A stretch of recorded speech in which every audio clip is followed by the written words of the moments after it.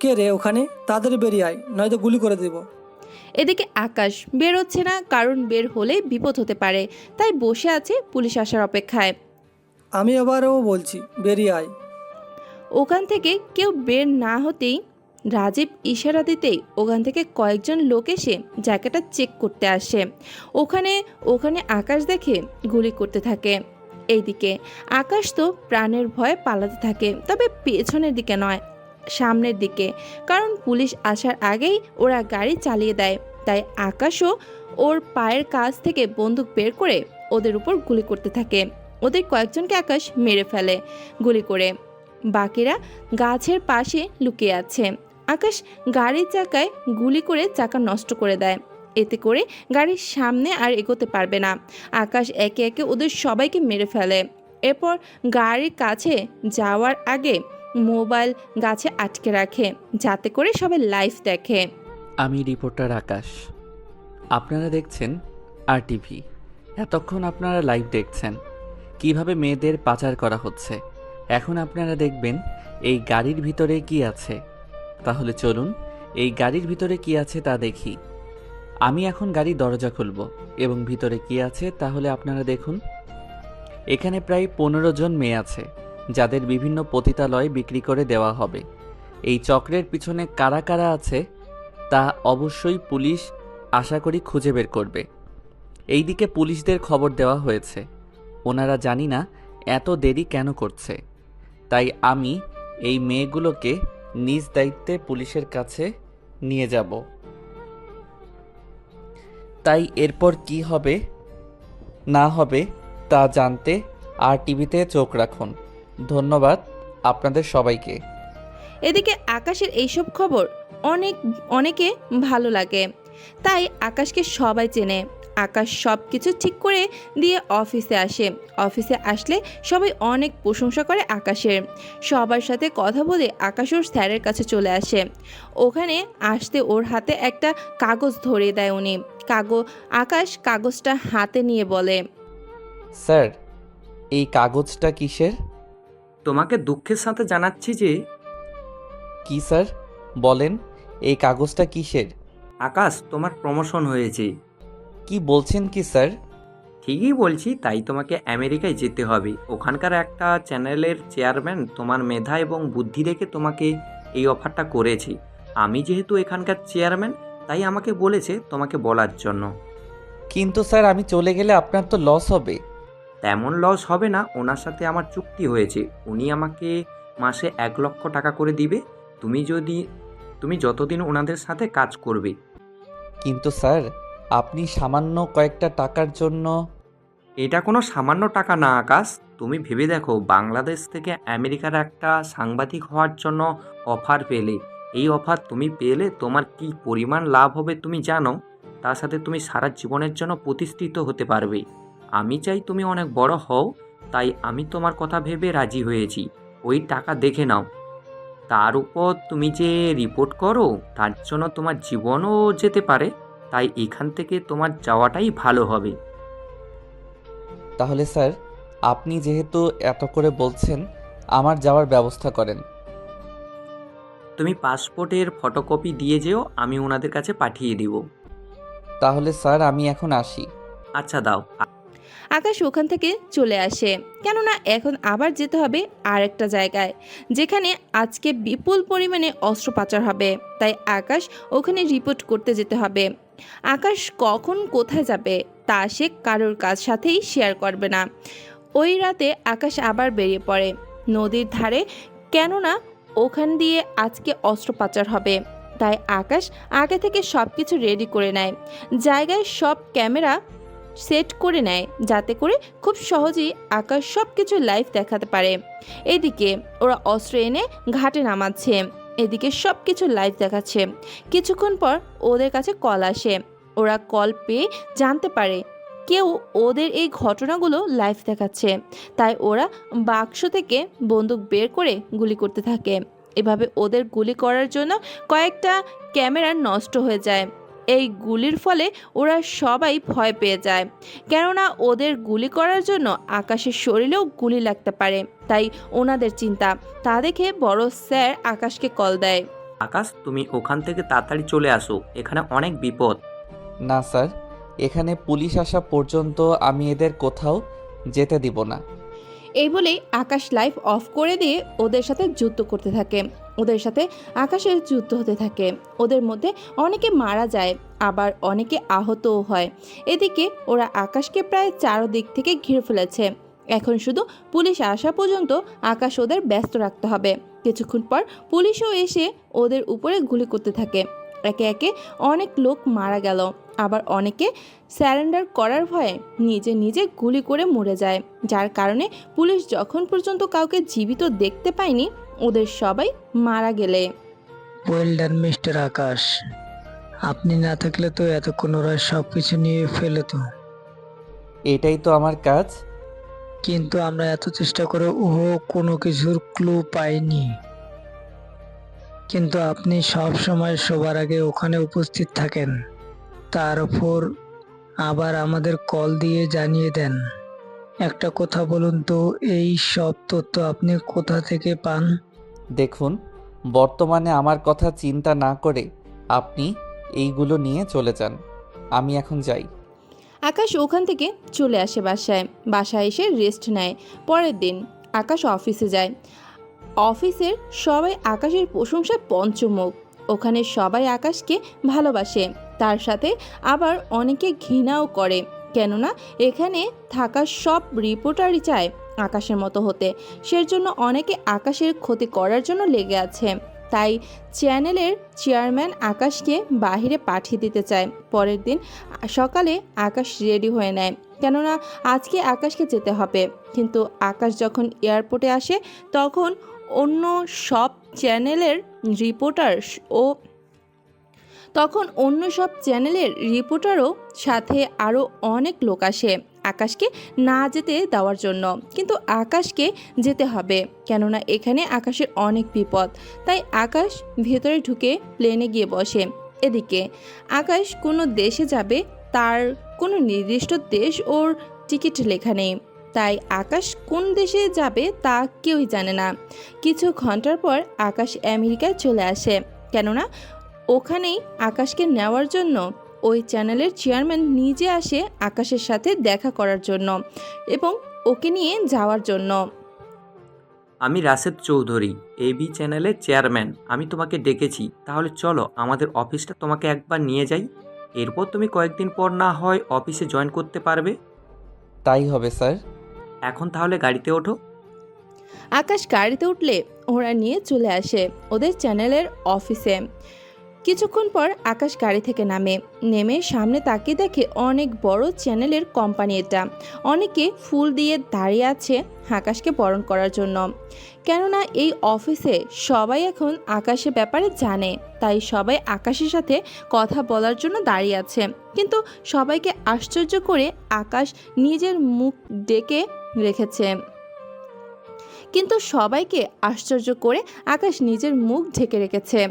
তার জন্য ওখানে থাকা অনেকে আশ্চর্য হয়। তাই আকাশ ওনাদের উদ্দেশ্যে বলে, দেখুন, আপনারা এখানে আশ্চর্য হওয়ার কিছু নেই।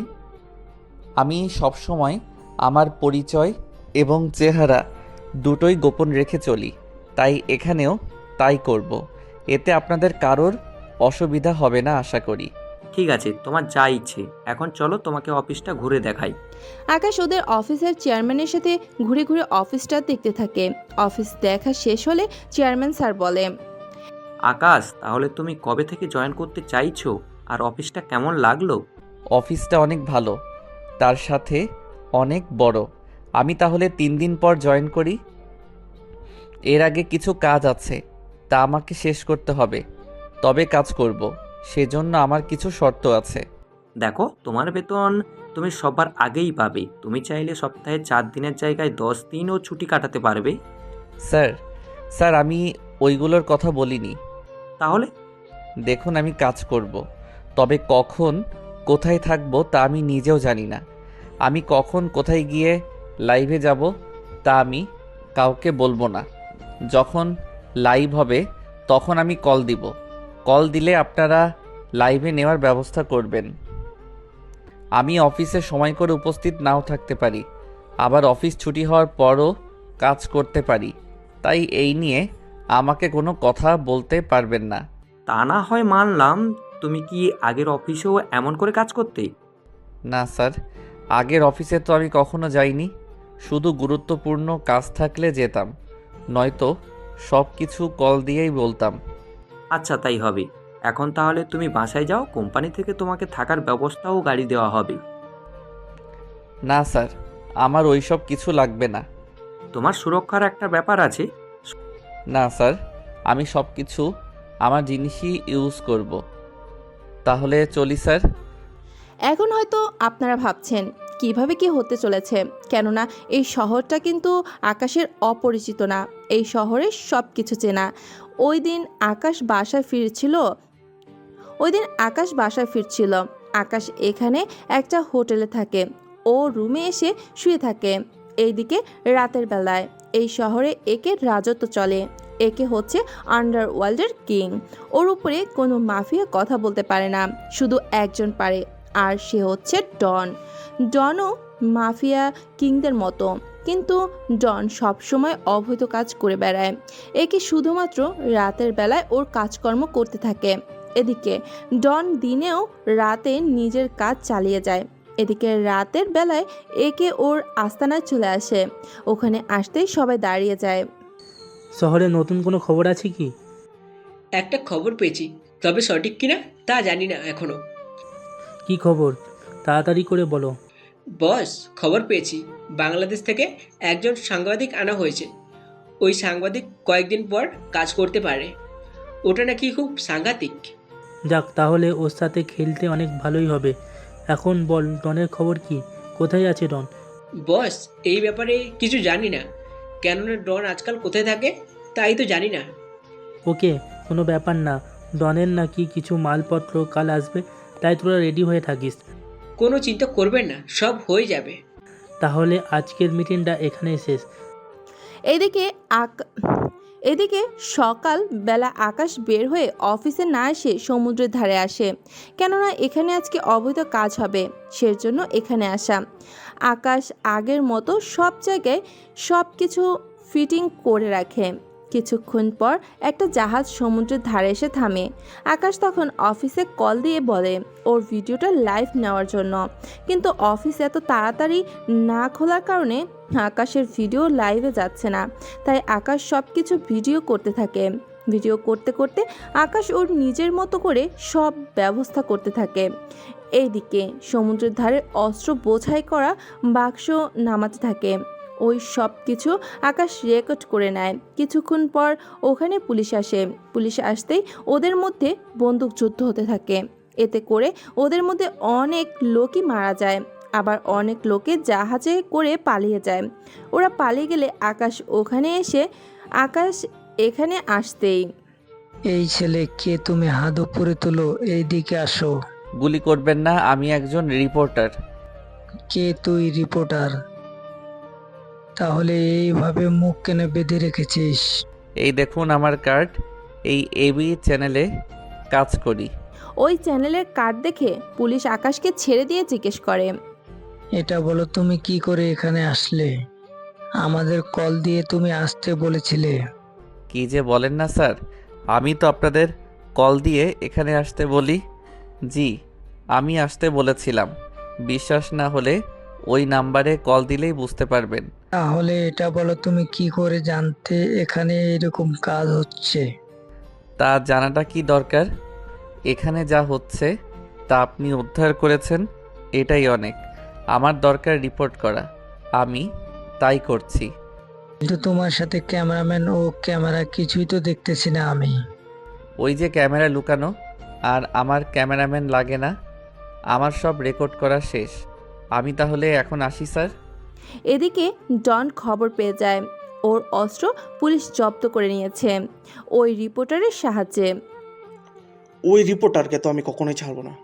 আকাশ ওখান থেকে মোবাইল নিয়ে চলে আসে হোটেলে। ওখান থেকে ভিডিওটা এডিট করে, কেননা কিছু অপ্রয়োজনীয় সিন ওইগুলো ডিলিট করে দেয়। এরপর আকাশ এখানে ভয়েস সেট করে সরাসরি ভিডিওটা দিয়ে দেয় নিউজ চ্যানেলে। ওখানে ভিডিও পেয়ে ওরা এই ভিডিওটা নতুন করে আপলোড করে দেখাচ্ছে। এতে করে আগের থেকে অনেক লোক ওদের চ্যানেলের ফলো করতে থাকে। এদিকে দিন যতই যাচ্ছে আকাশের কাজ তত ভালো হচ্ছে। এদিকে দেখতে দেখতে 1 মাস কেটে যায়। আকাশ আজকে আরও একটা ভিডিও নিয়ে অফিসে আসে, তবে এই 1 মাসে আজকে আকাশ অফিসে আসতেছে, তাই অফিসে ঢুকতে গিয়ে রাস্তা হারিয়ে ফেলে, কেননা কোনো রুম কোন দিকে তা ভুলে গিয়েছে। কিছুক্ষণ পর আকাশ চলে আসে চেয়ারম্যানের রুমে। ওখানে দরজায় হাত দিয়ে দরজা খুলে যায়। আকাশ ভেতরে গিয়ে চেয়ারম্যান স্যারের সাথে কথা বলে। উনি আকাশের কাজে অনেক খুশি হয়, তাই উনি আকাশকে $5000 বেতন দেয়। সত্যি আকাশ, আমি তোমার কাছে অনেক খুশি। তোমার জন্য আগে থেকেও আমার চ্যানেলের চাহিদা অনেকের কাছে বেড়ে গিয়েছে। তুমি এখানে কিছুক্ষণ অপেক্ষা করো, আমি একটু মিটিং শেষ করে আসতেছি। স্যার আমিও কি আসবো? তা লাগবে না, তুমি শুধু 5 মিনিট অপেক্ষা করো, আমি আসতেছি। এইদিকে চেয়ারম্যান স্যার চলে যায় মিটিং রুমে। অন্যদিকে আকাশ রুমটা দেখতে থাকে।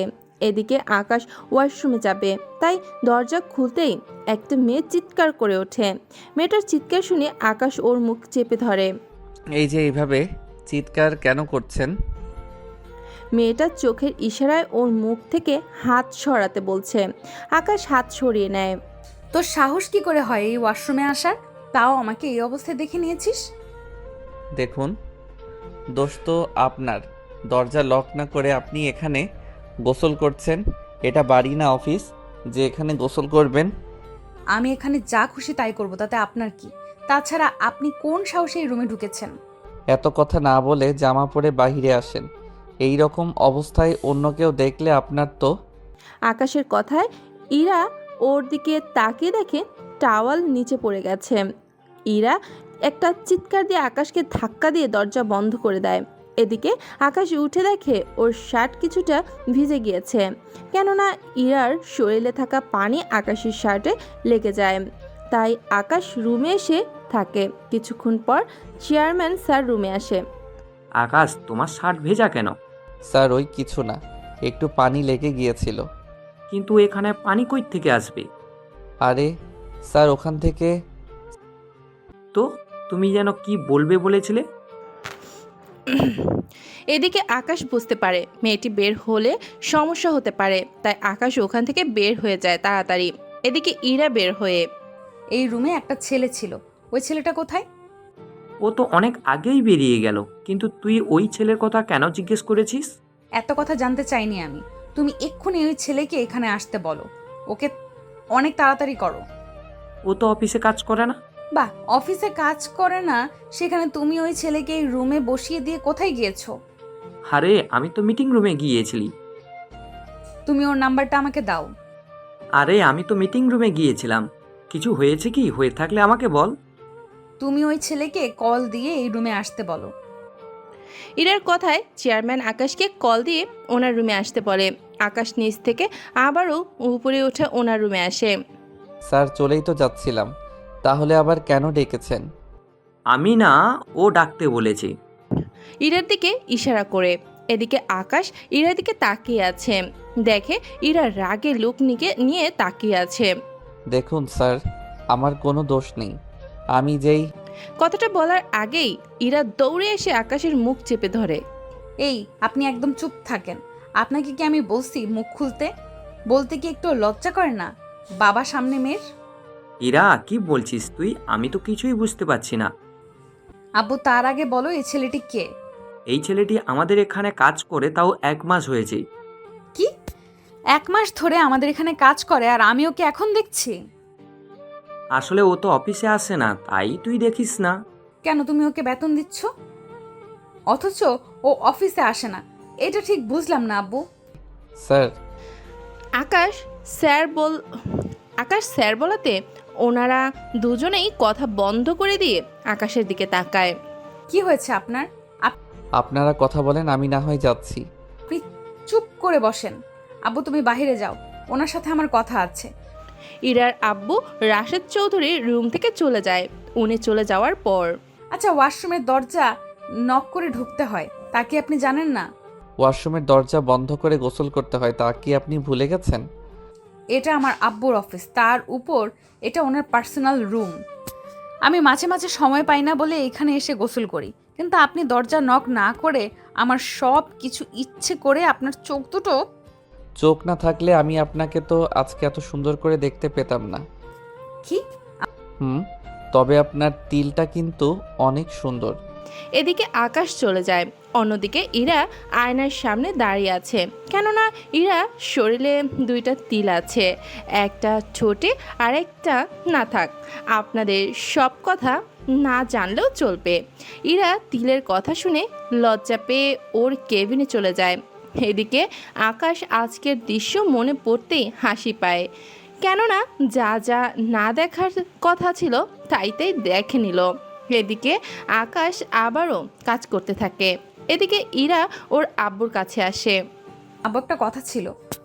কি কথা? ওই ছেলেটা কে? তুমি ওকে এমন ভাবে কাজ করতে কেন বলো? অফিসে না এসে ও কি কাজ করে তাই তো বুঝলাম না। তাহলে শোন, ওর নাম আকাশ, ও বাংলাদেশে থাকে, ওখান থেকে ওকে এনেছি। ওর সাথে এই রকম কাজ হওয়ার শর্ত দিয়েছি, ও প্রয়োজন ছাড়া অফিসে আসবে না। যাও যাও, আসলো আমার সব দেখে নিল। তারপরও নিজের মতো করে কাজ করে, তবে ছেলেটা অনেক ভালোই কাজ করে, তুই ভাবতেও পারবি না। তবে ওর কাজে অনেক রিস্ক আছে। আব্বু, আমি ওই ছেলেটার সাথে কাজ করব। এ হয় না ইরা, ওই ছেলের সাথে থাকলে তোরও বিপদ হতে পারে। তাহলে ওই ছেলেটার কি হবে আব্বু?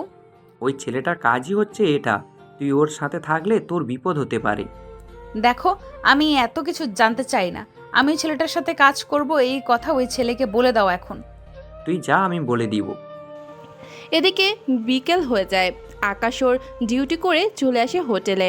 ওখানে চেয়ারম্যান স্যারের কল পেয়ে আকাশ ওনার সাথে কথা বলে। ওনার জোড়াজুড়িতে আকাশ রাজি হয়ে যায়। দেখুন স্যার, আপনি এত করে বলছেন তাই রাজি হচ্ছি, কিন্তু আপনার মেয়ের কতটুকু আমি বিপদ থেকে আগলিয়ে রাখতে পারবো তা জানি না আমি। সমস্যা নেই, তাহলে কাল থেকে ওকে তোমার সাথে কাজ করার জন্য পাঠিয়ে দিব। কাল না 2 দিন পর। ওকে, তাহলে তাই হবে। এদিকে রাত হতে একে ওর আস্তানায় চলে আসে। ওখানে এসে বলে, তাহলে বলো, আজকের খবর কি? টনের মাল নাকি পুলিশ গ্রেপ্তার করে নিয়েছে? জি বস, ঠিকই শুনছেন। এই রিপোর্টার ভালো কাজ করেছে, কেননা ওর জন্যই ওই আর্মসগুলো ডনের কাছে পৌঁছায়নি, নয়তো ও আরও শক্তিশালী হয়ে যেত। কিন্তু বস, এই রিপোর্টার এই তথ্যগুলো পায় কোথা থেকে সেটাই বুঝতে পারছি না। সেসব জেনে আমাদের কোনো কাজ নেই। এখন কয়েকজনকে রেডি হতে বলো, আমরা এখনই মিশনে যাব। কি বলছেন এখনই? কোনো সমস্যা আছে কি? না বস, কিন্তু আপনি তো কখনো মিশনে যান না, তাই একটু আশ্চর্য হলাম। এখন তাহলে মিশনে যাওয়ার জন্য প্রস্তুত করো। তাই করছি বস। এদিকে একে ওর লোকজন নিয়ে চলে যায় ডনের লোকদের মারার জন্য, কেননা ডনের লোকদের যতই মারবে ততই ওরা দুর্বল হতে থাকবে। এইভাবে একে ওর লোকদের নিয়ে ডনের আস্তানায় হামলা করতে থাকে। এভাবে একের সাথে পেরে না ওঠায় ওখানে অনেক লোকই মারা যায়, কেননা তো বন্ধুরা, এতক্ষণ ধরে গল্পটি শুনেছো। গল্পটি তোমাদের কাছে কেমন লাগছে? যদি গল্পটি ভালো লেগে থাকে এবং এ ধরনের গল্প আরও শুনতে পছন্দ করো, তাহলে এক্ষুনি নিচে থাকা সাবস্ক্রাইব বাটনটি টিপে আমাদের পরিবারের একজন সদস্য হয়ে যাও এবং গল্পটি কন্টিনিউ করো। আর হ্যাঁ, একটি সুন্দর কমেন্ট করতে কিন্তু ভুলবে না। একে ইচ্ছে করলেই কিন্তু ডনের কাছে পৌঁছাতে পারবে না। এর কারণ হচ্ছে ডন কোথায় থাকে তা একে এখন পর্যন্ত জানে না। ওই মিশন শেষ করে একে ওর লোকদের নিয়ে চলে আসে ওদের আস্তানায়। অন্যদিকে ডনের কাছে খবর চলে যায়। বুঝতে পারছি না আমার সাথে এটা হচ্ছেটা কি। একদিকে ওই রিপোর্টার, অন্যদিকে এই একে। এরা দুজনেই তো আমার ব্যবসা পুরো লাটে তুলে দিবে। বস, ওই একে অনেক চালাক, কিন্তু এই রিপোর্টারের তো কিছু একটা করতে হবে আমাদের। সেটাই তো দেখছি, কারণ ও যেভাবে আমাদের ক্ষতি করার চেষ্টা করে যাচ্ছে, এতে করে তো ওর খেলা আগে শেষ করতে হবে। ঠিকই বলেছেন বস, ওই রিপোর্টারকে থামাতে হবে। আচ্ছা, ওই রিপোর্টার কোন চ্যানেলে হয়ে কাজ করে? বস, এবি চ্যানেলে হয়ে কাজ করি। তাহলে একটা কাজ কর, ওই এবি চ্যানেলের সব ডিটেলস বের কর। তাহলে দেখি ওই রিপোর্টারকে থামানোর কোনো উপায় পাই কিনা। চিন্তা করবেন না, আমি লোক লাগিয়ে দিব, ওরা যেভাবে হোক ডিটেলস বের করে দেবে। এদিকে পরের দিন সকালে আকাশ বের হয়ে আসে পার্কে, কেননা এই পার্কের কিছু একটা হতে চলেছে যা আকাশ বুঝতে পেরেছে, তাই সব কিছু নিয়ে রেডি হয়ে থাকে। কিছুক্ষণ পর এই পার্কে কয়েকজন লোক আসে কালো পোশাক ও সাদা পোশাক পরে। ওরা ওখানে এসে নিজেদের মধ্যে ব্যাগ অদল বদল করে চলে যায়, যা আকাশ ক্যামেরায় রেকর্ড করে নেয়। তাই বলে সব কিছু নিয়ে রেডি হয়ে থাকে। কিছুক্ষণ পর এই পার্কে কয়েকজন লোক আসে কালো পোশাক ও সাদা পোশাক পরে। ওরা ওখানে এসে নিজেদের মধ্যে বাঘ আদল বদল করে চলে যায়, যা আকাশ ক্যামেরায় রেকর্ড করে নেয়। এখানে যে এই কাজটা হবে তা আকাশ বুঝতে পারেনি, নয়তো অনেক আগে পুলিশকে বলে দিত। এই রেকর্ড আকাশ ওর চ্যানেলের অফিসে পাঠিয়ে দেয়। ওরা এই ভিডিওটা ওদের চ্যানেলে দেখায়। এতে করে অনেক মাফিয়া ও পুলিশ অনেক বেশি সতর্ক হয়ে যায়। অন্যদিকে ডন, এই রিপোর্টার দেখছি আমার ঘুম হারাম করে দিবে। বারবার আমার পিছনে কেন লেগে পড়ে আছে ওই রিপোর্টার? বস, শুধু আমাদের না তো, ওই একে পেছনে ও তো লেগেছে। মানে কি বলতে চাস? আমাদের লোক যাদের সাথে কাজ করেছিল ওখানে তো একের লোকও ছিল, কিন্তু ওই রিপোর্টার কি করে এইসব তথ্য পায় সেটাই তো বুঝতে পারছি না। আচ্ছা, তোকে যে একটা কাজ দিয়েছি ওই কাজটার কি হয়েছে? চিন্তা করবেন না বস, ওই রিপোর্টারকে থামানোর জন্য পথ পেয়ে গেছি। কি সেই পথ? তাড়াতাড়ি বল। সে পথ হচ্ছে রাশেদ চৌধুরীর মেয়ে। এই রাশেদ চৌধুরী খে? এবি চ্যানেলের চেয়ারম্যান। আমরা যদি ওনার মেয়েকে কিডন্যাপ করি তাহলে চেয়ারম্যানকে বলে ওই ছেলেকে আবারও যেখান থেকে এনেছে ওখানে পাঠিয়ে দিতে পারবো, তাহলে আমাদের কোনো ক্ষতিই হবে না। তাহলে তাই করো, ওই চেয়ারম্যানের মেয়েকে উঠিয়ে আনার ব্যবস্থা করো। ওকে দিয়েই সব কিছু করতে হবে। এদিকে আকাশ ওর কাজ করতে থাকে। অন্যদিকে ইরা আজকে অফিসে এসেছে, ওর কেবিনে বসে পড়ে। সাথে ওদের অফিসে আগের মতো কাজ চলতে থাকে। এদিকে দুপুরবেলায় ডনের লোক বসে বসে কখন ইরা বের হবে আর কখন ওকে কিডন্যাপ করতে পারবে। দুপুরবেলায় ইরা বের হয়ে এলো, কেননা ইরা এখন ওর বাসা যাবে। তাই ইরা নিচে নেমে আসে। ইরা গাড়িতে উঠে চলে আসে অফিস থেকে। পথের মধ্যে ডনের লোক ইরার গাড়ির সামনে গিয়ে গাড়ি রাখে। এতে করে ইরা রাগে গাড়ি থেকে বের হয়। ওই, এইভাবে কেউ গাড়ি চালায়? এতটুকুন কমন সেন্স কি তোদের নেই? আমাদের যদি কমন সেন্স থাকতো ম্যাডাম, তাহলে কি এভাবে করতাম? কি বোঝাতে চান? তাছাড়া আপনারা এতজন লোক কেন এখানে? সবার কোমরে এইগুলি কি? কোনো কথা না বলে চুপচাপ গাড়িতে উঠে বস, নয়তো এখানেই মেরে দেবো। দেখুন, আমাকে মারবেন না প্লিজ। চুপচাপ গাড়িতে ওঠ। ওরা ইরাকে জোর করে গাড়িতে ওঠায়। গাড়িতে উঠিয়ে নিয়ে চলে আসে ওদের আস্তানায়। এইদিকে বিকাল হয়ে গেল। ইরা এখনও অফিসে না আসায় ইরার আব্বু কল দিয়ে যাচ্ছে, কিন্তু এতে করে কোনো কাজ হচ্ছে না। ইরার ফোন বারংবার মতো বন্ধ। ইরার ফোন বরাবরের মতোই বন্ধ। এইদিকে ইরার আব্বু অনেক চিন্তিত, কেননা ওনার একমাত্র মেয়ে যদি কোনো বিপদ হয়ে যায়, তাই উনি আকাশকে কল দেয়। জি স্যার, বলেন। আকাশ, আমার মেয়েকে খুঁজে পাওয়া যাচ্ছে না আকাশ। আপনার মেয়ে? ওই দিনে আমার কেবিনে যাকে দেখলে। মনে পড়েছে। কখন থেকে খুঁজে পাচ্ছেন না? ও দুপুরে খেতে গিয়েছিল, এখনো পর্যন্ত আসেনি। আমি বাড়িতেও কল দিয়েছি, ও বাড়িতেও যায়নি। তার উপর ওর নাম্বারটাও বন্ধ। এখন কি করব কিছুই বুঝতে পারছি না। স্যার, আপনি তাহলে পুলিশে জানান ব্যাপারটা। তুমি একটু অফিসে আসো আকাশ। স্যার, আমি তো একটা মিশনের কাজে আছি। এখানে আমার মেয়ে বিপদে, তুমি মিশন নিয়ে পড়ে আছো। স্যার শান্ত হন, আগে দেখুন কেউ কল দেয় কি না, কেননা কল দেওয়া পর্যন্ত অপেক্ষা করেন। তাই করছি। এদিকে আকাশ ওর মিশনে আছে, কেননা আজকে এখানে কয়েকজন মেয়েকে অন্য দেশে পাচার করবে। তাই আকাশ বসে আছে ওদের বাঁচানোর জন্য। এদিকে কিছুক্ষণ পর ইরার আব্বুর নাম্বারে কল আসে, তাও একটা অচেনা নাম্বার থেকে। কে বলছেন? আমি ডনের ডান হাত বলতেছি। জি বলুন, আপনারা আমাকে কেন কল দিয়েছেন? কারণ আপনার মেয়ে এখন আমাদের হাতে, ওকে একটা শর্তে আমরা ছেড়ে দিতে পারি। জি বলুন, কি শর্ত? আপনার চ্যানেল একটা ছেলেকে আপনারা এনেছেন আপনার চ্যানেলে একটা ছেলেকে আপনারা এনেছেন ওই ছেলে আমাদের অনেক ক্ষতি করেছে, তাই আপনি যত তাড়াতাড়ি এই ছেলেকে ওর দেশে ফিরিয়ে দিবেন তত তাড়াতাড়ি আপনার মেয়েকে ফিরিয়ে পাবেন। প্লিজ আমার মেয়েকে ছেড়ে দিন, আমি ওই ছেলেকে আজকের দিনের ভিতরেই পাঠিয়ে দেব। প্লিজ আমার মেয়েকে কিছু করবেন না। এই তো ভালো, তাহলে তাই করেন। ওই ছেলেকে এয়ারপোর্টের ভিতরে দিয়ে আসবেন। ও যখন ওর দেশে গিয়ে ফিরবে তখন আপনার মেয়েকে ফিরে পাবেন। আচ্ছা, আমি এক্ষুনি ওই ছেলেকে ওর দেশে পাঠিয়ে দিব।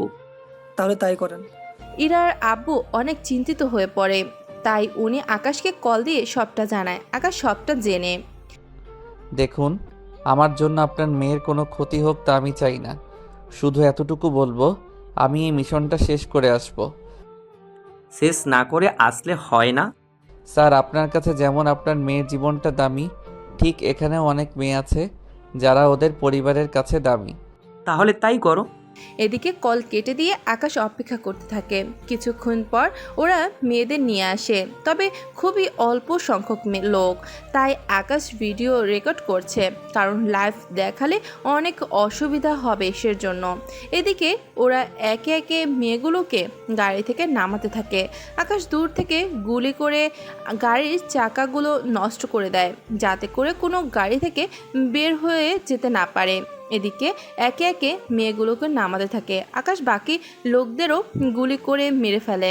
আরও 5-6 জন আছে যাদের কাছে কোনো বন্দুক নেই, তাই আকাশ ওখান থেকে বের হয়ে আসে এবং বাকি লোকদের মারতে থাকে। ওদের মেরে আকাশ ওই মেয়েগুলোকে উদ্ধার করে। ওখানে 5 জন মেয়ে ছিল। আকাশ ওদের চেহারা দেখতে পাচ্ছে, ওদের মধ্যে ইরাও ছিল। ইরাকে দেখে আকাশে কিছুটা প্রাণ ফিরে এলো, কেননা আকাশ এখান থেকে চলে গেলে ইরাকে অনেক মিস করত। সেজন্য ইরাকে পেয়ে আকাশ না চাইতেও জড়িয়ে ধরে। আমি তোমাকে কোথাও হারাতে দিব না। কিন্তু ইরার জ্ঞান না থাকায় আকাশ ওর গাড়িতে করে বাকি মেয়েগুলোকে উঠিয়ে হসপিটালে নিয়ে আসে। ওখানে সবার ট্রিটমেন্ট চলতে থাকে, কেননা ওদের ড্রাগস দেওয়া হয়েছিল, তাই সবাই অজ্ঞান হয়ে আছে। ডক্টর ইঞ্জেকশন দিতেই সবার জ্ঞান ফিরে আসে। ওদের জ্ঞান ফিরতেই ওরা আকাশের সামনে এসে জড়িয়ে ধরে মেয়েগুলো, সাথে আকাশকে ধন্যবাদও দেয়। এরপর ওই মেয়েগুলোকে পুলিশের কাছে দিয়ে দেওয়া হয়। এতে করে ওদের পুলিশ নিজ দায়িত্বে ওদের বাড়িতে পৌঁছে দেয়। এইদিকে আকাশ ইরার দিকে তাকিয়ে দেখে ইরা পুরো কুচকে তাকিয়ে আছে। আরে ম্যাডাম, আপনি কি এখানে বসে থাকবেন নাকি যাবেন এবার? যাবো তো, তার আগে এটা বলুন, মেয়েদের সাথে কোলাকুলি করতে অনেক মজা লাগে আপনার, তাই না? বিশ্বাস করুন, আমি চাইনি এমন কিছু। ওরা যে এমনটা করবে তা তো আমি ভাবতেও পারিনি। তাহলে চলুন এবার বাসায় যাব। আব্বু অনেক চিন্তিত। আপনাকে তো কিছু দেওয়া হলো না। কি দিবেন? ওই মেয়েগুলো তো কোলাকুলির সাথে চুমুও দিয়েছে, তাই আমি ভাবছি স্পেশাল কিছু দিব। স্পেশাল বলতে? এইদিকে ইরা আকাশের কাছে এসে ওকে জড়িয়ে ধরে, সাথে আকাশের ঠোঁটে কিস করে। ইরা যে এমনটা করবে তা আকাশ কখনোই ভাবতে পারেনি। এটা ছিল স্পেশাল। এখন চলুন বাড়িতে। ওরা বাড়িতে ঢুকে যায়। রাশেদ চৌধুরী ইরাকে দেখে জড়িয়ে ধরে। তুই এসেছিস? আমি তোর জন্য কত যে অপেক্ষা করেছি তা তো তোকে বলে বোঝাতে পারবো না, কিন্তু এখানে এলি কি করে? পেছনে তাকালেই বুঝতে পারবে। উনি আকাশের কাছে এসে ওকেও জড়িয়ে ধরে। সত্যি আকাশ, আমি তোর এই ঋণ কখনো শোধ করতে পারবো না আকাশ। এটা আমার কর্তব্য ছিল। আমি আপনার মেয়েকে আপনার কাছে ফিরিয়ে দিয়েছি। এখন তাহলে আমি আমার দেশে ফিরে যাই। আপনার দেশে মানে? হ্যাঁ ইরা, যারা তোকে কিডন্যাপ করেছিল ওরা আমাকে বলেছিল ওকে যদি ওর দেশে ফিরিয়ে না দিই তাহলে তোকে আর ফিরিয়ে দিবে না। এখন তো আমি ফিরে এসেছি, তাই ওনাকে কোথাও যেতে দেব না। কিন্তু আমি থাকলে তো আপনার বিপদ হতে পারে, সেজন্য আমি চলে যাওয়াটা ভালো হবে। আপনাকে কোথাও যেতে দেব না। আজ অনেক রাত হয়েছে, আপনি আজকের রাতটা এখানেই থাকুন। বেশি প্রয়োজন হলে সকালে যেতে পারবেন। আকাশ, আমার মেয়ে যেহেতু এত করে বলছে তাহলে আজকের রাতটা থেকে যাও। ঠিক আছে স্যার। আকাশ এখানে থাকবে শুনে ইরার মুখে হাসি ফোটে। ইরা আকাশকে একটা রুমে নিয়ে যায়। ওখানে রুমটা নিয়ে হাত গুছিয়ে দেয়। রুম কি আপনি গোছান সব সময়? না, কাজের লোক আছে। তাহলে এখন যে আপনি... এটা কোনো ব্যাপার না, আপনার জন্য তো এটুকুন করাই যায়। তা চলেন, তা বলেন। আচ্ছা আপনি এতক্ষণ ফ্রেশ হয়ে আসেন। আচ্ছা আপনি ততক্ষণে ফ্রেশ হয়ে আসেন, আমি খাবার নিয়ে আসতেছি। আপনি ফ্রেশ হতে হতে আমি চলে আসব। এইদিকে ইরা খাবার আনার জন্য নিচে যায়। আকাশও ফ্রেশ হতে যায়। কিছুক্ষণ পর ইরা খাবার নিয়ে আসে। আকাশ খাবার খেতে হাতটা বাড়াতেই দেখতে পায় ওর হাতে ব্যান্ডেজ, কেননা তখন মারামারি করার সময় কেটে গিয়েছিল। এই নিন খান, আপনাকে এত কষ্ট করতে হবে না, নিন প্লেটটা আমার কাছে দিন। প্লেট ওর কাছে নিয়ে আসে। আকাশ খাটে হেলান দিয়ে বসে আছে, এরা ওর সামনে বসে আছে। এরা খাবার তুলে আকাশকে খাইয়ে দিচ্ছে, কিন্তু আকাশ খাচ্ছে না। কি ব্যাপার, খাচ্ছেন না কেন? আপনার হাতটা কি সুন্দর না যে খেতে, আমার হাতটা কি সুন্দর না যে খেতে ইচ্ছে করছে না? কোনটা? তাহলে আপনার হাত ঠিক হওয়া পর্যন্ত এইখানেই থাকবেন। আমি আপনার হাত ভালো হয়ে যাওয়া পর্যন্ত আপনাকে এইভাবেই খাইয়ে দেব। তাই কোনো কথা না বলে খেতে থাকেন, চিন্তা করবেন না, আমি নিজেও খেয়ে নেব। এইদিকে ইরার আব্বু ওদের মাঝে হওয়ার সব কথা শুনে ফেলে। উনি তখন কিছু বলেননি। এইদিকে ইরা আজকে খাইয়ে দেয়, সাথে নিজেও খেয়ে নেয়। খাওয়া শেষ হলে আকাশকে শুয়ে দিয়ে ইরা চলে যায় ওর রুমে। এই ডন তো রেগে পুরাই আগুন। ভেবেছিলাম একটা, কিন্তু এখন হয়ে গেল আরেকটা। সেটাই তো ভাবছি বস, কি করে কি হয়ে গেল কিছুই বুঝতে পারছি না। কি চাইলাম আর কি হয়ে গেল। তাই তো ভাবছি, ছেলেটাকে যতটা সাংঘাতিক ভেবেছি, এই তো দেখি তার থেকেও সাংঘাতিক। বস এখন কি করব? ওই রিপোর্টার তো কাউকে ছাড় দিচ্ছে না। তাহলে ওই ছেলের দুর্বল জায়গায় আমাদের হামলা করতে হবে। তাই খবর নে কোথায় ওর দুর্বল জায়গা। ঠিক আছে বস, তাহলে তাই করছি। এদিকে পরের দিন আকাশ ঘুম থেকে উঠে ওয়াশরুমে চলে যায়। ফ্রেশ হয়ে এসে দেখে ইরা নাস্তা নিয়ে এসে বসে আছে। এতক্ষণ লাগে আসতে? আমি সে কখন থেকে বসে আছি। হাতের জন্য একটু তো সময় লাগে। কি নিন এখানে বসুন, আমি আপনাকে খাইয়ে দিব। সরি, আকাশ কোনো উপায় না পেয়ে বসে পড়ে। ইরা নিজেও খাচ্ছে, আবার আকাশকেও খাইয়ে দিচ্ছে। এভাবে 2 দিন কেটে যায়। এখন ইরা আকাশের প্রতিও আকাশ ইরার প্রতি দুজনেই অনেক দুর্বল হয়ে যায়। এই কয়েকদিনে ইরার আব্বু অনেক কিছু লক্ষ্য করে। উনি শুধুমাত্র আকাশের যাওয়ার অপেক্ষায় আছে, কেননা আকাশ হোটেলে চলে গেলেই উনি ইরার সাথে কথা বলবে সেজন্য। এদিকে 3 দিনের দিন আকাশ সুস্থ হয়ে গেলে আকাশ হোটেলে চলে যায়। ওখানে আকাশ ইরার সাথে কাটানো মুহূর্তগুলো মনে করতে থাকে। এদিকে ইরা ওর আব্বুর সাথে অফিসে আসে। ইরার আব্বু ইরাকে ওনার কেবিনে আনে। ইরা, তোকে একটা কথা জিজ্ঞেস করব। কি কথা আব্বু? তুই কি আকাশকে পছন্দ করিস? হঠাৎ এই প্রশ্ন? ভালোবাসিস কি না তা তো বল। কিছুটা তো বাসি। কিন্তু ইরা, তুই কি ভুলে গেছিস ওই ছেলেটা কত সাংঘাতিক কাজ করে বেড়ায়? এতে করে ওকে বিয়ে করলে তোর জীবনটা না নষ্ট হয়ে যায়, তার জন্য আমার চিন্তা হয়। আর আমি যদিও বিপদে পড়ি, ও আছে আমাকে বাঁচানোর জন্য।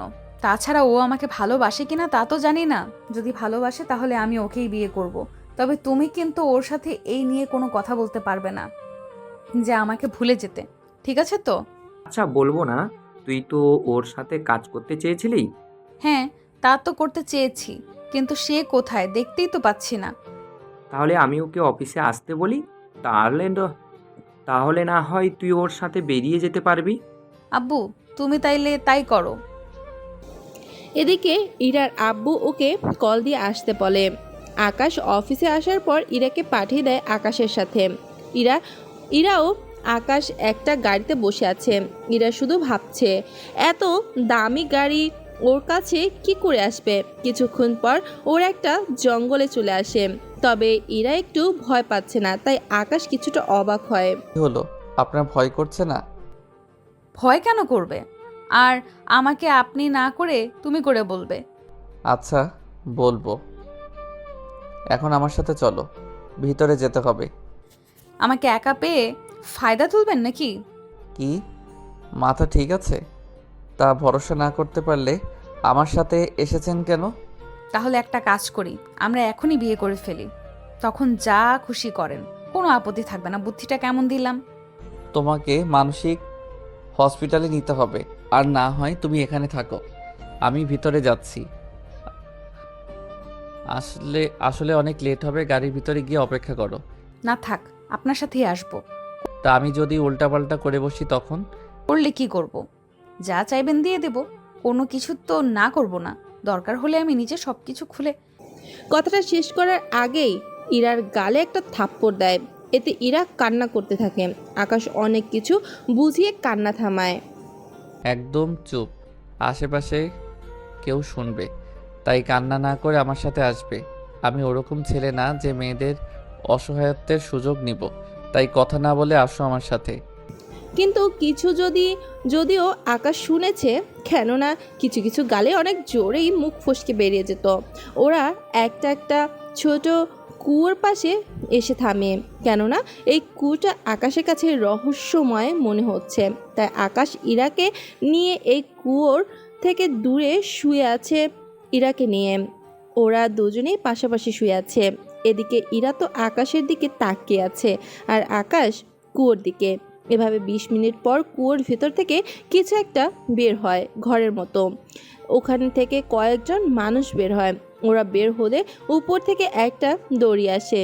ওরা দড়ি বেয়ে হেলিকপ্টারে উঠে যায়, যা আকাশ রেকর্ড করে নেয়। ওরা চলে যেতেই ঘরটা আবারও ভেতরে তলিয়ে যায়। এদিকে আকাশ ইরাকে নিয়ে ওখান থেকে চলে আসে, কেননা ওখানে ঢোকার কোনো রাস্তা নেই। সেজন্য ভিতরে কিভাবে যাবে তাও জানে না।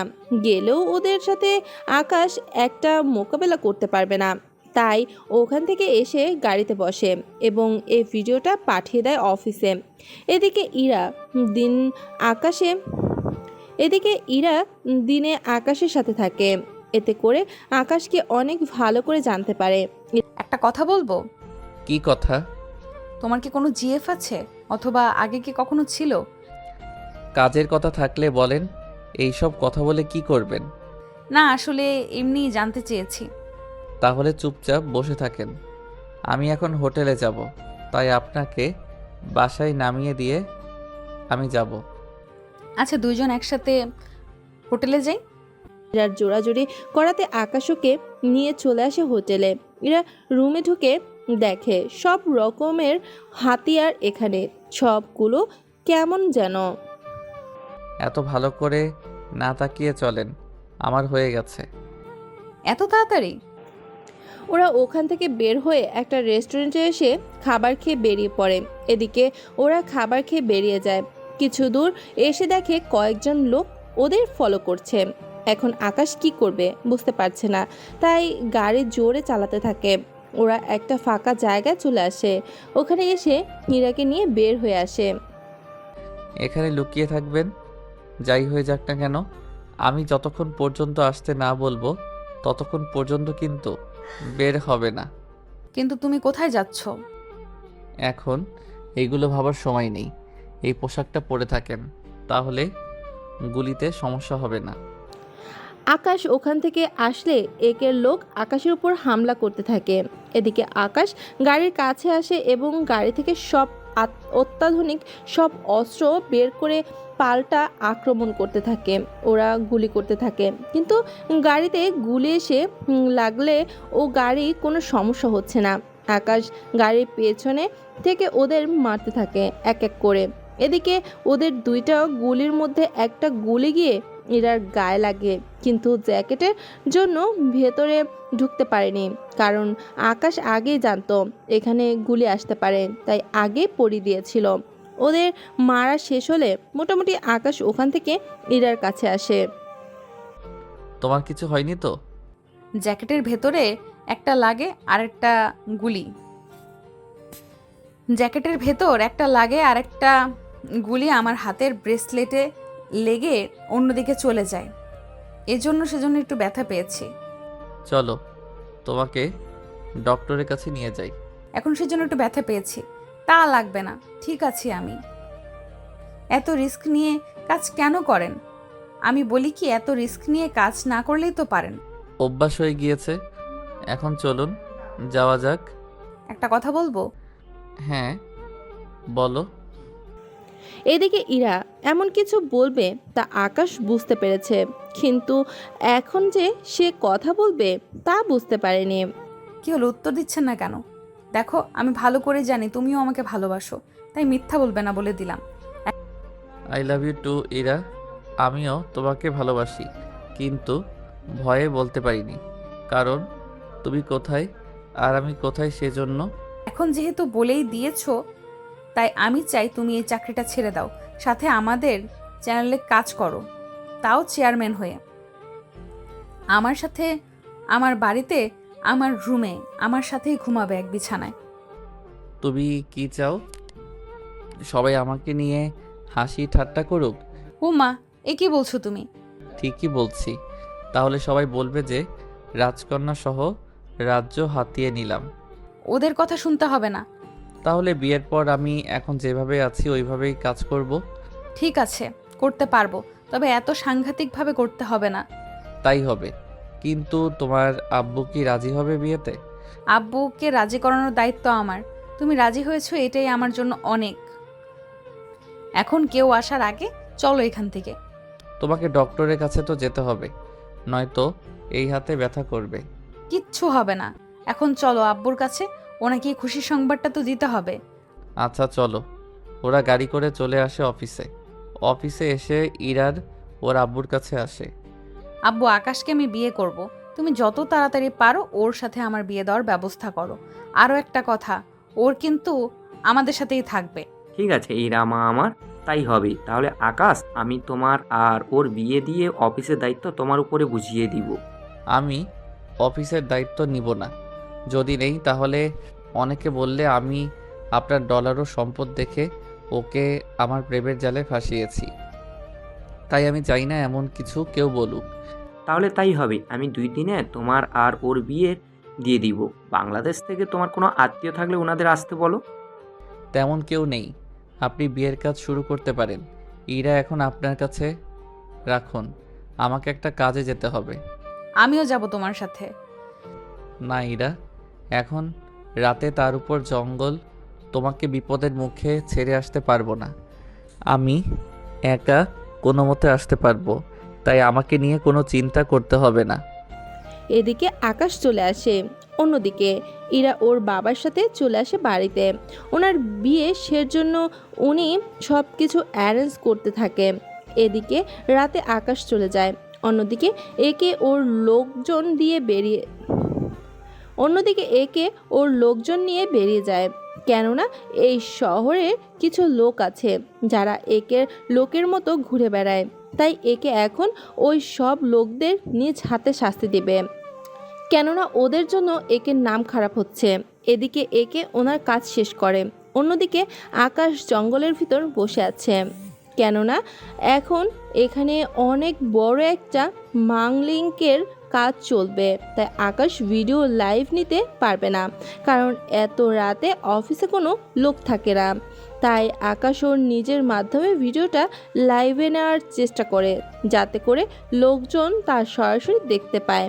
এদিকে আজকে ডন ওর লোকদের সাথে ডিল করবে কি করে, একে লোকদের সাথে ডিল করবে কি করে, একে নামানো যায় তাই নিয়ে।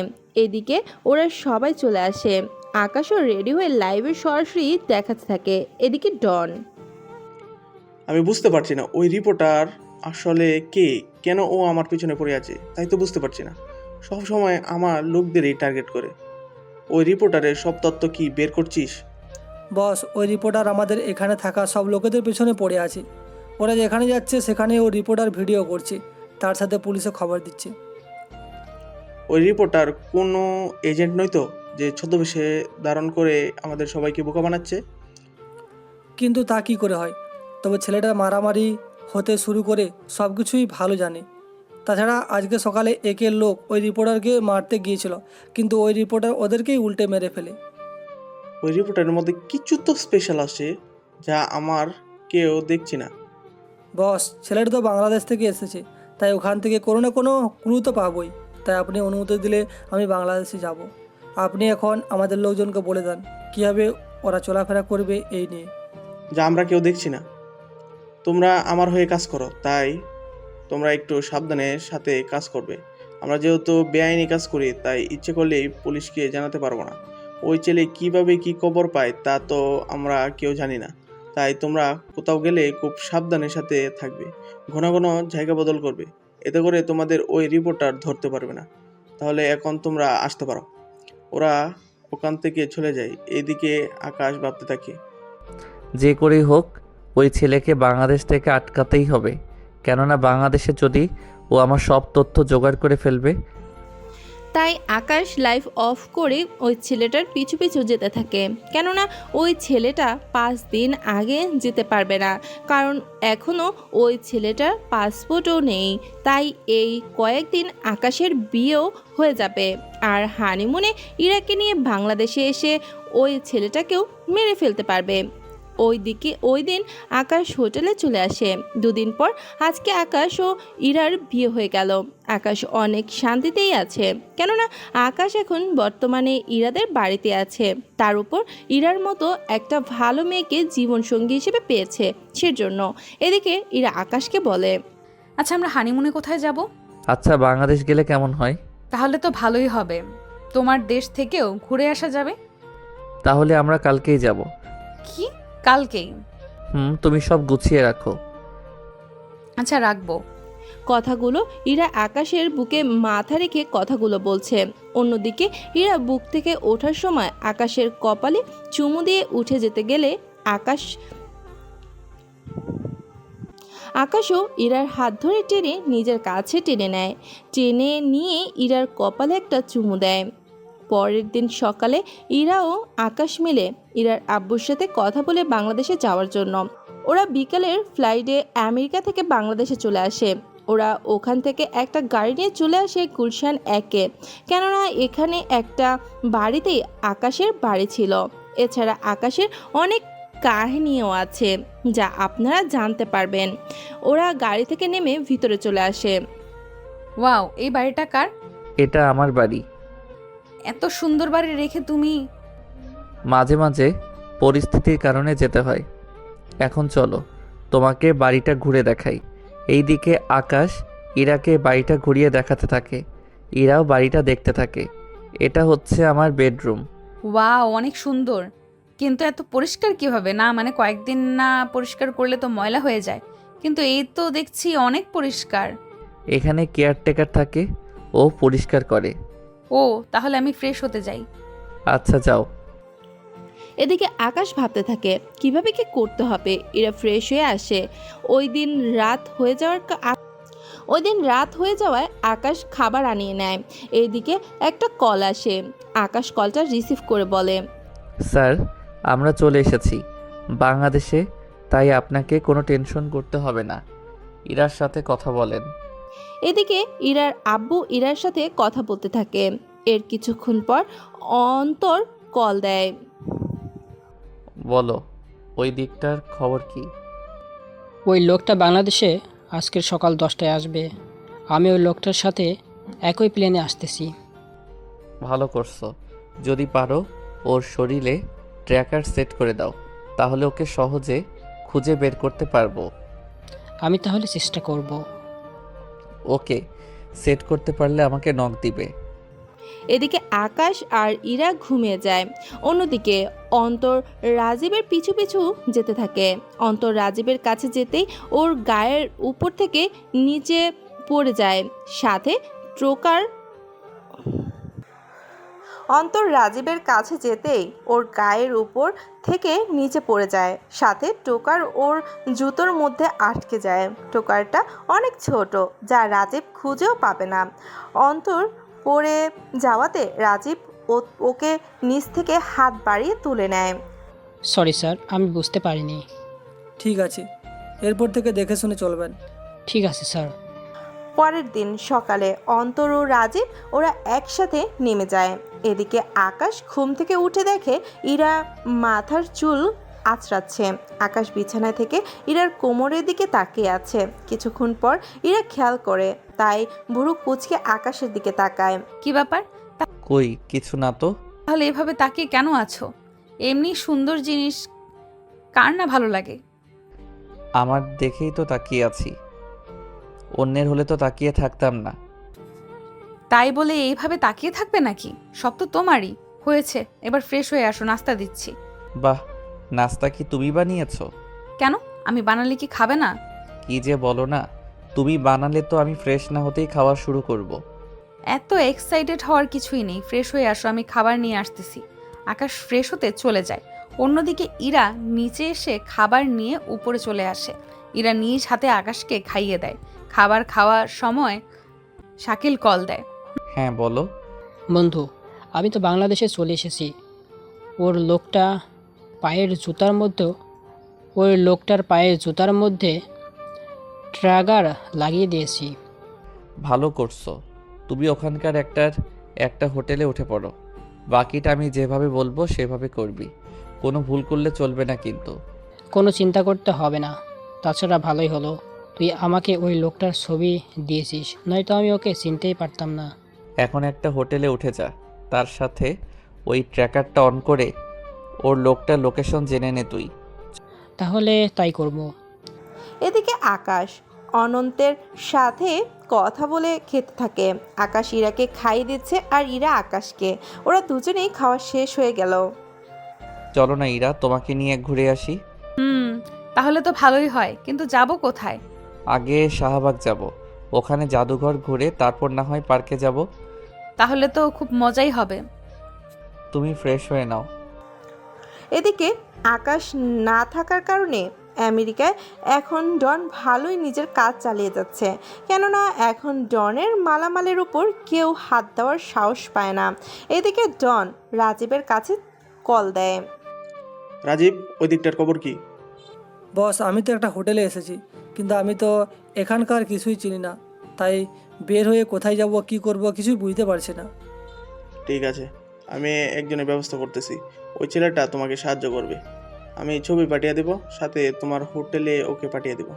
তুমি ছবি মেল করে ওর সাথে দেখা করে নেবে। ঠিক আছে বস। এদিকে আকাশ ইরাকে নিয়ে বেরিয়ে পড়ে। অন্যদিকে অন্তর চেকার অন করে দেখে রাজীব এখনও হোটেল থেকে বের হয়নি। তাই অন্তর রাজীব যে হোটেলে উঠেছে ওই হোটেলের পাশে এসে বসে থাকে আর রাজীব বের হওয়ার অপেক্ষা করে। এদিকে আকাশ ইরাকে নিয়ে আসে জাদুঘরের সামনে। ওখানে ইরাকে দেখে ওখানকার কিছু ছেলে ইরার কাছে এসে ওকে ট্রিট করছে। আকাশ তখন টিকিটের জন্য গিয়েছিল।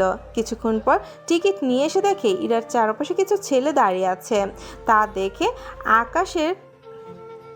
আকাশ এখানে এসে একটা ছেলেকে দেয় একটা থাপ্পড় দিয়ে ইরার কাছে এসে ওর হাতে টিকিট দেয়। তুমি টিকিট নিয়ে ওখানে গিয়ে দাঁড়াও, আমি এদের দেখছি।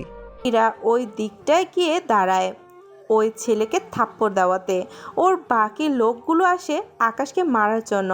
আকাশ ওদেরকে এক এক করে মারতে থাকে। ওদের মেরে প্রায় অবস্থা খারাপ করে দেয়। 3 মিনিটে ওখানে পুলিশ চলে আসে। পুলিশ এসে আকাশকে দেখে চিনতে পারে।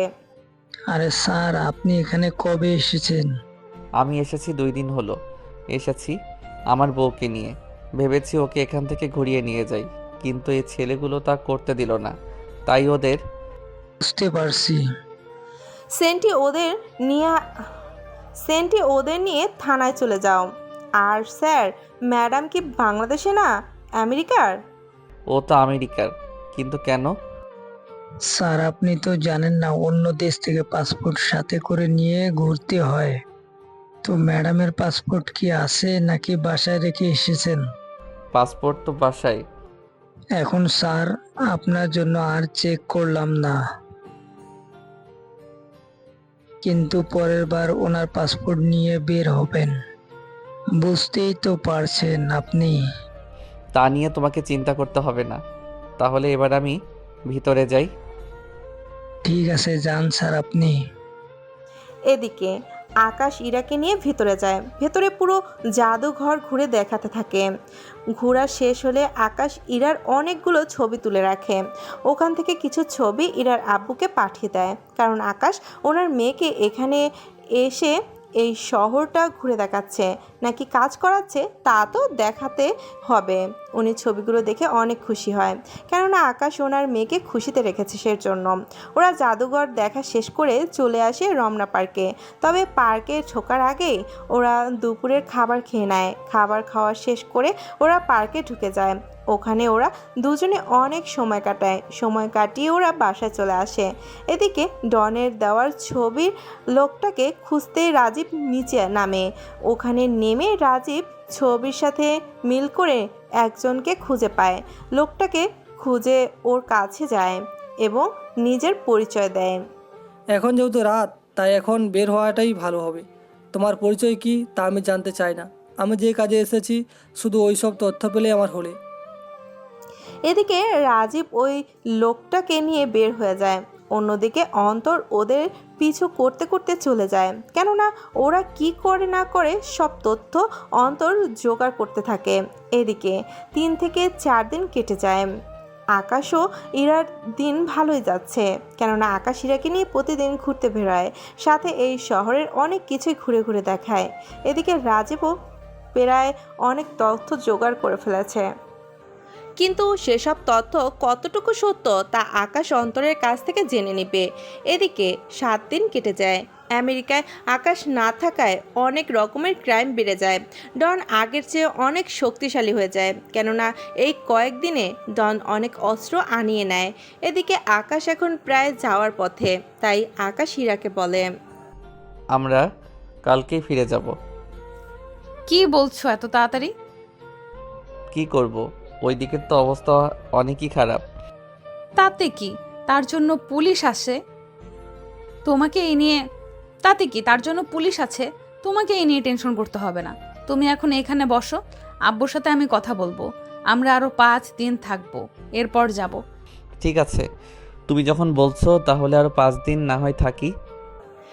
এদিকে রাতে আকাশ বেরিয়ে পড়ে, অন্যদিকে ইরা ঘুমাচ্ছে, কেননা আকাশ এখন বের হয়ে অন্তরের সাথে দেখা করবে। অন্তরের সাথে দেখা করে জেনে নিবে রাজীব কী কী তথ্য জোগাড় করেছে। অন্তর বলো, কি জানতে পেরেছো? ওই লোকটা বেশি কিছু জানতে পারেনি, শুধু জানতে পেরেছে তুই এইখানে সাংবাদিক ছিলি, তার সাথে অনেক ডেঞ্জারাস, তোর পরিবারের কেউ নেই, আর তুই কোথায় থাকিস এই ব্যাপারে কিছুই জানতে পারেনি। যাক, ভালো হয়েছে। এখন ওই লোকটাকে মেরে ফেলার ব্যবস্থা করো।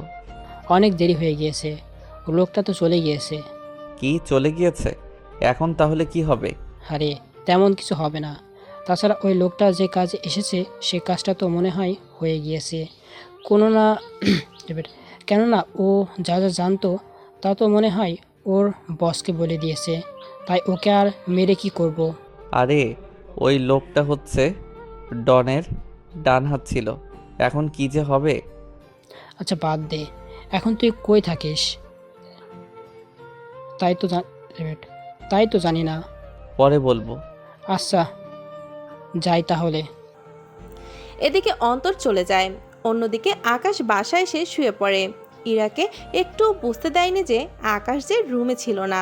পরের দিন সকালে ইরা ঘুম থেকে উঠে আকাশ ইরাকে জড়িয়ে ধরে রেখেছে, তাই ইরা উঠতেও পারছে না। যখনই আকাশ অন্যদিকে ফিরে তাকিয়েছে তখনই ইরা উঠে যায়। ইরা উঠে ফ্রেশ হয়ে নেয়, ফ্রেশ হয়ে রেডি হতে থাকে, সাথে আকাশকে জাগিয়ে দেয়। আকাশও ফ্রেশ হতে চলে যায়। আকাশ ফ্রেশ হয়ে আসলে ওরা দুজনে বেরিয়ে পড়ে। অন্যদিকে ওরা আজকে হাতিঝিলে আসবে, ওখানে ওরা দুজনে বসে বসে গল্প করছে।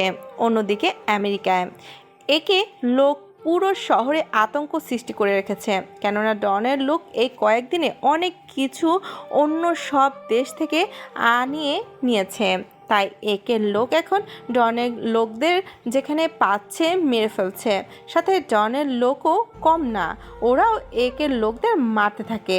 এভাবে চলছিল ওই কয়েকদিনের অবস্থা। এদিকে ইরার আব্বু কল দেয় ইরার কাছে। কেমন আছো আব্বু? আমি তো ভালো নেই। কেন, কি হয়েছে তোমার? তুই নেই, আকাশও নেই, একা একা ভালো থাকি কি করে বল? এই তো 2 দিন পরে আমরা দুইজনে এই কয়েকদিনে পুরো ঢাকা শহর ঘুরে বেরিয়েছি। কাল সিলেট যাব আমরা, ওখানে একদিন থাকবো, আর বান্দরবন একদিন থেকে চলে আসব। পাঠকগণ, আপনারা হয়তো ভাবছেন সিলেট যেতে আসতেই তো একদিন সময় লেগে যায়, তাহলে ওরা 2 দিনে এত জায়গায় ঘুরবে কি করে? আসলে আকাশ সিলেট যাবে হেলিকপ্টারে করে, ওখানে একটা দিন থেকে রাতে আবার হেলিকপ্টারে করে বান্দরবনে চলে আসবে, ওইখানে সারা দিন ঘুরবে, তারপরে ওখান থেকে সরাসরি এয়ারপোর্টে চলে আসবে। তা তোরা কবে আসবি? যেখানে যাবি না কেন সাবধানে থাকবি। আচ্ছা জামাই কি করে? এই তো আমার কোলে। কথাটা বলে ইরা জিহ্বায় কামড় দেয়, কেননা কাকে কি বলছে তা ইরা নিজেও ভুলে গিয়েছে। বুঝতে পেরেছি, আর বলতে হবে না, তোরা সাবধানে থাকিস। ওই দিন ওরা ওখানে কাটায়। পরের দিন আকাশ ইরাকে নিয়ে চলে আসে সিলেটে। ওখানে জাফলংয়ের কাছাকাছি একটা এসে নামে। ইরা তো হেলিকপ্টার থেকে নেমে চারপাশে পাহাড় দেখে আশ্চর্য হয়ে যায়।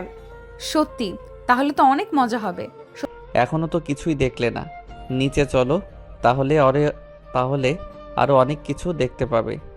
আকাশ ইরাকে নিয়ে নিচে নামতে যাবে, কিন্তু ইরা ভয়ে নামছে না। কি হলো, নামো। তা তো হবে। কথাটা বলে আকাশ ইরাকে নিয়ে কোলে করে নিচে নামায়। ওখানে পানির উপর পাথর বসে ওরা কথা বলতে থাকে এবং একজন আরেকজনকে পানি মারতে থাকে। এভাবে দুষ্টুমি করতে করতে ওদের সময় চলে যায়।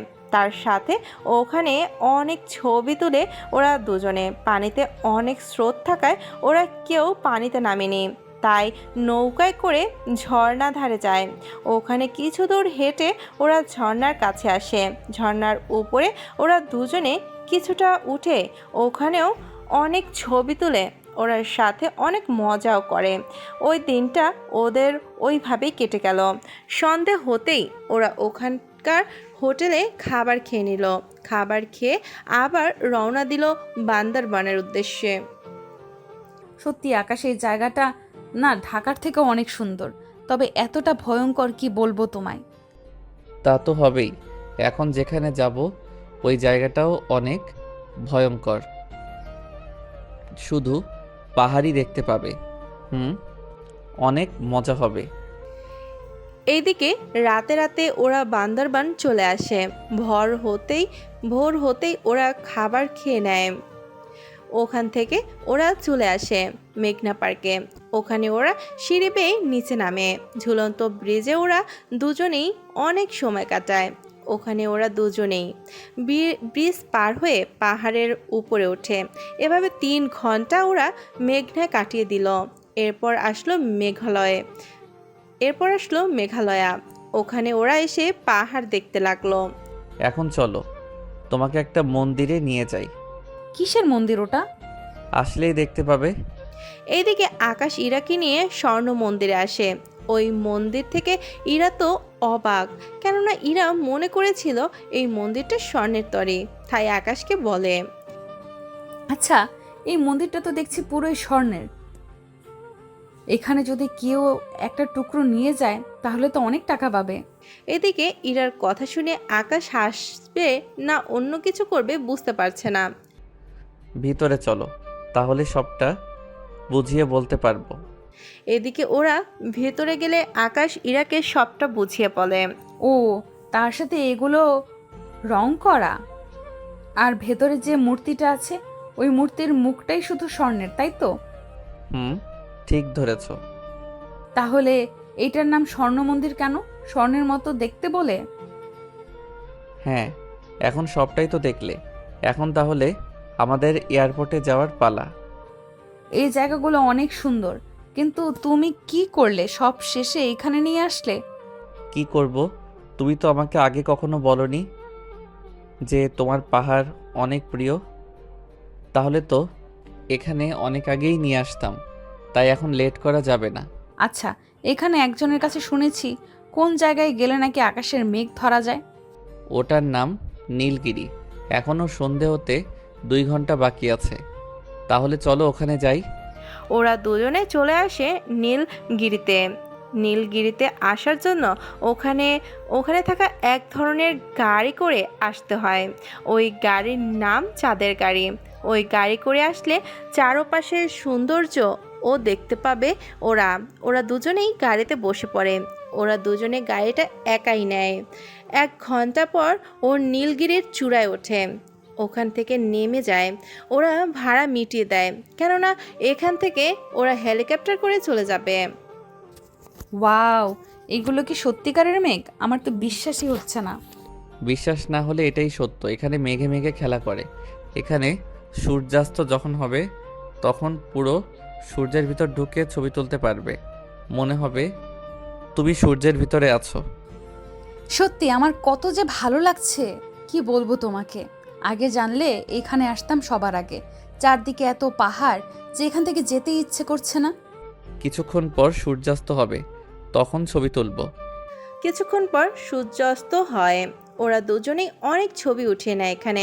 তা দেখে ইরা মেঘ নিয়ে অনেক খেলা করে, হাত দিয়ে মেঘ ধরে, অনেক মজা করে ওরা দুজনে। কিছুক্ষণ পর আধার নামে ওরা দুজনে হেলিকপ্টারে উঠে পড়ে। ওখান থেকে ওরা এয়ারপোর্টে এসে নামে। এই 2টা দিন ইরা অনেক মজা করেছে, যা ইরার মুখ দেখেই আকাশ বুঝতে পারে। তার সাথে যেখানে যেখানে গিয়েছে সব জায়গা থেকে ইরা অনেক কিছু কিনে নেয়। এইগুলো ওরা ব্যাগে ব্যাগে রেখে দেয়। রাত 10টায় ওদের ফ্লাইট, তাই ওরা দুজনেই টিকিট নিয়ে প্লেনে উঠে বসে। আমেরিকায় আসতে আসতে সকাল হয়ে যায়। ওখানে এয়ারপোর্ট থেকে বের হয়ে দেখে বাহিরে পুলিশ দাঁড়িয়ে আছে। এইদিকে পুলিশ দেখে ওরা তেমন চমকায়নি। ওরা ওদের মতো করে বের হয়ে চলে আসে। ওখান থেকে ওরা দুজনে গাড়ি নিয়ে ওদের বাড়িতে চলে আসে। বাড়িতে এসে ইরা ওর বাবাকে জড়িয়ে ধরে আর 2 দিনে কি কি হয়েছিল তা বলতে থাকে। ইরা, আগে ফ্রেশ হয়ে আসি, তারপর না হয় সব বলতে পারবে। আব্বু, আচ্ছা তাহলে আমি ফ্রেশ হয়ে আসি, তারপর রাতে তোমাকে সব বলবো গল্প করতে করতে। ওরা দুজনে উপরে চলে যায়। ওখানে ফ্রেশ হয়ে আকাশ নিচে নেমে আসে, কেননা আকাশ এখন অন্য আরেকটা জায়গা যাবে। অবশ্য যাওয়ার আগে ইরাকে বলে এসেছে। এদিকে আকাশ অফিসে আসে। ওখানে আসতে কেউ আকাশকে চেনে না, কারণ আকাশকে কেউ কখনো দেখেনি। আকাশ অফিসে এসে ইরার আব্বুর রুমে ঢোকে। ওখানে কিছু ডকুমেন্ট ওনার ল্যাপটপের উপর রেখে দিয়ে চলে আসে। ওই রাতে আকাশ, ইরা ও ইরার আব্বু ওনারা 3 জনেই বসে আছে। তা ইরা, তোরা তো ওখানে ঘুরতে গিয়েছিস, তা আমার জন্য কি এনেছিস? তোমার জন্য অনেক কিছু এনেছি। এরপর একে একে ইরা সব বের করে ওর বাবাকে দেয়। আরে আর দিতে হবে না, আমাকে সব দিলে তুই কি রাখবি বল? আমার লাগবে না। জানো, ও না আমাকে শেষের 2 দিন ভালো জায়গায় ঘুরতে নিয়ে গেছিল। বিশ্বাস করুন আব্বু, ও যে পাহাড় পছন্দ করে তা যদি আমাকে বলতো তাহলে তো আমি ওকে ওখানে আগেই নিয়ে যেতাম। লাস্ট 2 দিনে আমরা অনেক মজা করি। দাঁড়াও তোমাকে ছবিগুলো দেখাই। এরপর ইরা টিভির সাথে মোবাইল কানেক্ট করে একটা একটা করে ছবি দেখাতে থাকে, সাথে ছবিগুলোর বর্ণনা দিতে থাকে। অন্যদিকে ইরার আব্বু ওনার মেয়ের সুখ দেখে না চাইতেও পানি চলে আসে, তাই ইরা দেখার আগেই মুছে নেয়। সত্যি আকাশ, আমি অনেক খুশি। তুমি আমার মেয়েকে অনেক সুখে রেখেছো, যা আমি ওর মুখ দেখেই বুঝতে পারছি। আচ্ছা, এই দিকে খবর কি? আমি শুনলাম এই কয়েকদিনে নাকি অনেক কিছু হয়ে গিয়েছে। ওই কয়েকদিনে একে আর ডনের মাঝে অনেক লড়াই হয়। এতে অনেক লোক তো মারা যায়, সাথে ওদের মাঝেও অনেক লোক মারা যায়। আচ্ছা, আমি তো এসে গেছি, কোনো চিন্তা করতে হবে না, আমি সব সামলে নিব। তুমি আমার একটা কথা রাখবে? আমি কি কথা? বলি কি, তুমি এই রিপোর্টারের কাজ ছেড়ে দিয়ে অফিসে জয়েন করো। এত রিস্ক নিয়ে তুমি কাজ করো না। তোমার কিছু হয়ে গেলে আমি কি নিয়ে বাঁচবো? আকাশ, ইরা ঠিকই বলেছে। তোমার কিছু হয়ে গেলে ইরাকে আমি বাঁচাবো কি করে? প্লিজ তুমি এসব ছেড়ে দাও। তোমার কিছু হয়ে গেলে আমিও নিজেকে শেষ করে দিব, কারণ যে মন, প্রাণ, ভালোবাসা ও দেহটা তোমাকে দিয়েছি তা আমি অন্য কাউকে দিতে পারবো না আকাশ। তোমরা যেহেতু বলছো তাহলে আমি ছেড়ে দিব। তোমার পর অন্য কেউ আমার শরীরে হাত দিবে তা আমি কখনোই মেনে নিতে পারবো না। সত্যি তুমি কি ছেড়ে দিবে? তোমার দিকে তাকিয়ে না হয় ছেড়ে দিব। এই কথা শুনে ইরা আকাশকে চাপটে ধরে। মনে হচ্ছিল যেন ইরা আকাশের কাছ থেকে একটা কথাটাই মনে হচ্ছিল যেন ইরা আকাশের কাছ থেকে এই কথাটাই শুনতে চেয়েছিল। ওদের এমন পাগলামো দেখে ইরার আব্বু ওখান থেকে চলে যায়। ওই রাতটা ওদের ওইভাবেই কেটে যায়। এইদিকে পরের দিন ইরার আব্বু ইরা ও আকাশকে অফিসে নিয়ে যায়। সবাইকে ডেকে মিটিং রুমে নিয়ে আসার জন্য বলে। ওখানে সবার উপস্থিতিতে আকাশকে সবার সাথে পরিচয় করিয়ে দেয়। তার সাথে আকাশ যে এতদিন এই ক্রাইমগুলো লাইভ করে রেকর্ড করে দেখাতো, এই সব কিছুই উনি ওদের বলতে থাকে। তার সাথে আকাশকে এই চ্যানেলের দায়িত্ব তুলে দেয়। এতে সবাই খুশি হয়ে হাতে তালি দেয়। আবার অনেকে ভেতর ভেতর প্রায় জ্বলে যাচ্ছে, কেননা অনেকে চেয়েছিল চেয়ারম্যানের চেয়ারে বসার জন্য, কিন্তু এখন তো তাও হচ্ছে না। সেজন্য অনেকে মুখ বেজার করে হলেও হাতে তালি দিচ্ছে। ওই দিন আকাশ অফিসে কাজ করে বাসা চলে আসে। এইদিকে রাজীব, ওই দিকের খবর কি? আমার হবে, আমার হলো। সব খবর একটা আছে, কিন্তু সে খবরটা সুখবর না দুঃখের খবর ঠিক বুঝতে পারছি না। আগে খবরটা বল। বস, খবর পেয়েছি আমাদের মালগুলো যে রিপোর্টার ধরিয়ে দিয়েছিল ওই রিপোর্টার এখন ওই চ্যানেলের চেয়ারম্যান হয়ে গিয়েছে। কিন্তু ওই ছেলেটা চেয়ারম্যান হলো কি করে? বস, ওই চ্যানেলের চেয়ারম্যানের মেয়েকে বিয়ে করে ওই রিপোর্টার, এরপর ওই চ্যানেলের চেয়ারম্যান ওই রিপোর্টারকে চেয়ারম্যান করে দেয়। একদিক দিয়ে ভালো হয়েছে, আমাদের পথের কাঁটা দূর হয়ে গিয়েছে। বস, ও যদি অন্য কোনো রিপোর্টারকে আমাদের পেছনে লাগিয়ে দেয়? তা সম্ভব না, কেননা জীবনের ঝুঁকি নিয়ে কেউ এই রকম কাজ করতে আসবে না। তাই এখন নিশ্চিন্তে কাজ করে যাবে। এরপর শুরু হলো ডনের খেলা। ও এখন একের পর এক ক্রাইম করে যাচ্ছে, কিন্তু এখন আকাশের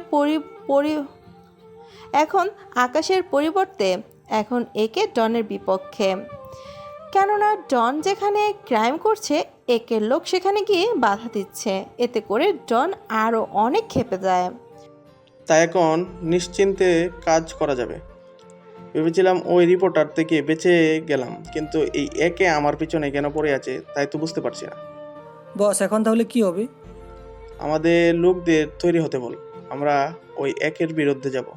একবার তো গিয়েছি, এবার দরকার পড়লে একে কেউ শেষ করে দেব। সব তা কি সহজ হবে? বুঝতে তো পারছেন ও একে, এত সহজে ওকে বাঘে আনা সম্ভব না।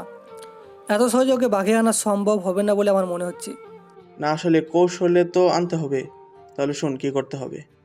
এরপর ডন রাজীবকে কিছু কথা বলতে থাকে, কেননা এই কথার মাঝে ওদের সব কিছু ফাঁস করতে পারবে। তাই রাজীবও কাজে লেগে যায়। অন্যদিকে একের লোকও কম না, সব কিছু ঠিকঠাক করে রাখে, কেননা ওরা যেখানেই পাচ্ছে সেখানেই ডনের লোকদের মারতে থাকে। এভাবে ওই কয়েকদিন পুরো আমেরিকার মধ্যে খুন খারাপি চলতে থাকে। এভাবে 7 দিন কেটে যায়। একের লোক ও ডনের লোক দিন দিন কমতে থাকে। রাজীব, ওই দিকের খবর কি? বস, আমাদের হাতে 20 জন লোক আছে মাত্র, বাকি সব লোক মারা গিয়েছে। এই হাতে পারে না, কি করে হলো এইসব? এই 7 দিনে আমাদের সাথে সাথে একেও অনেক লোক মারা যায়।